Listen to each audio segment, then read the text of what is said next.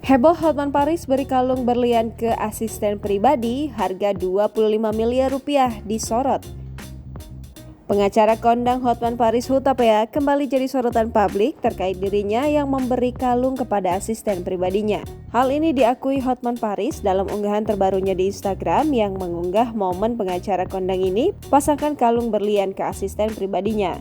Saat tengah memasangkan kalung ke asisten pribadinya, Hotman mengatakan bahwa wanita butuh bukti tidak hanya pamer di media sosial saja.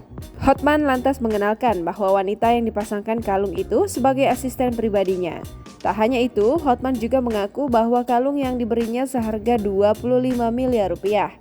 Lebih lanjut, Hotman lantas membandingkan dirinya dengan satu istri cukup meski di luar dan bersama wanita lain, namun dirinya tak ingin menambah istri lagi. Sebagaimana diketahui, pengacara kondang Hotman Paris dikenal banyak menangani kasus yang menimpa sejumlah artis. Tapi sisi kehidupan pribadinya, Hotman juga dikelilingi sejumlah perempuan cantik sebagai asisten pribadinya.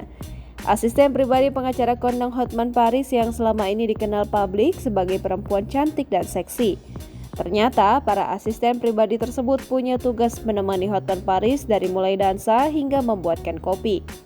Asisten pribadi Hotman Paris hadir di kanal YouTube Melanie Ricardo.